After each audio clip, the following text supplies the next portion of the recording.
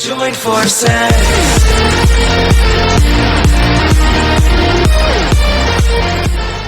Ahora tenemos una segunda situación de contexto también relacionada con triángulos.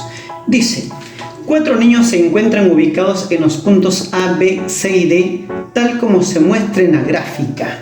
Aquí tenemos la gráfica. Aquí en el punto A se encuentra un niño, en el punto B otro, en el punto C y en el punto D. En cada uno de esos puntos se encuentra un niño. Dice que los niños ubicados en los puntos A, B y C se encuentran a una misma distancia entre sí.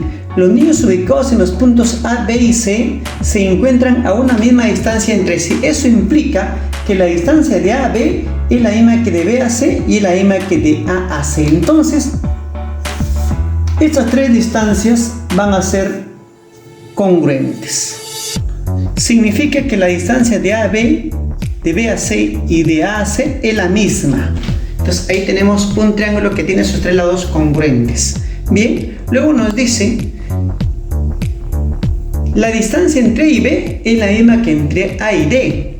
La distancia entre A y B es la misma que entre A y D. Por lo tanto, acá también con esta distancia va a haber congruencia con respecto a las otras. Muy bien, dice, si la medida del ángulo A es igual a 84 grados, el ángulo A viene a ser todo este ángulo, mide 84 grados. Ahí lo tenemos, mide 84 grados. Y la medida del ángulo B es 60. La medida del ángulo B es 60 grados. Calcular la medida del ángulo D. El ángulo D lo vamos a ubicar acá y vamos a ubicar que es X. Muy bien, esos son los datos que nos da el problema. Lo primero que hemos hecho es transformar los datos del problema o de la situación de contexto a la gráfica. ¿Qué observamos en esa gráfica entonces? Que en cada uno de estos puntos hay un niño, están a una determinada distancia. Hay distancias que son congruentes. Muy bien, empecemos analizando el triángulo ABC. A ver, veamos. El triángulo ABC. Veamos qué características tiene. Tiene sus tres lados congruentes y un ángulo mide 60 grados. Vamos a ver cuánto mide este ángulo y cuánto mide este ángulo. Se entiende que la suma de los tres ángulos internos de un triángulo es 180 grados. Si un ángulo mide 60, la suma de estos dos tiene que ser 120 grados, porque 120 más 60 es 80. Disculpen, 180. Pero resulta que estos dos lados son congruentes, por lo tanto, estos dos ángulos tienen que ser congruentes.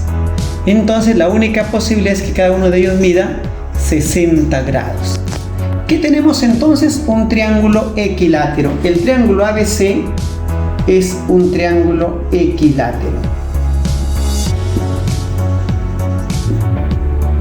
Muy bien. Entonces, con esto podemos deducir que la medida del ángulo, necesitamos el ángulo acá, el ángulo CAD. ¿Cuánto mide el ángulo CAD? Si todo el ángulo BAD mide 84 grados y este ángulo mide 60, entonces ¿cuánto mide este ángulo, que es el ángulo CAD? ¿Cuánto le falta a 60 para ser igual a 84? O restamos 84 menos 60, entonces este ángulo mide 24 grados.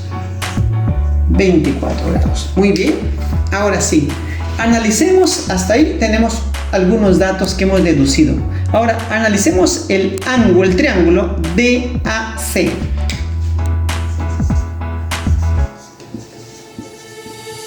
¿Qué tipo de triángulo es? A ver, observamos que el lado AD tiene la misma medida que el lado AC. Entonces, dos lados congruentes. Se trata de un triángulo isósceles. Entonces, significa que si es un triángulo isósceles, tiene dos lados congruentes, los ángulos respectivos también deben ser congruentes. Si este ángulo hemos puesto que mide X, este ángulo también tiene que medir X. Lados congruentes, ángulos respectivos también congruentes. Entonces, podemos decir que la suma de los tres ángulos internos de este triángulo es 180 grados. Sumamos X más 24 es igual a 180 grados. Tenemos 2x es igual, el 24 pasa a restar. 180 menos 24, 156 grados. Por lo tanto, x es igual a 156 entre 2. X es igual a 78 grados. 156 entre 2, 78.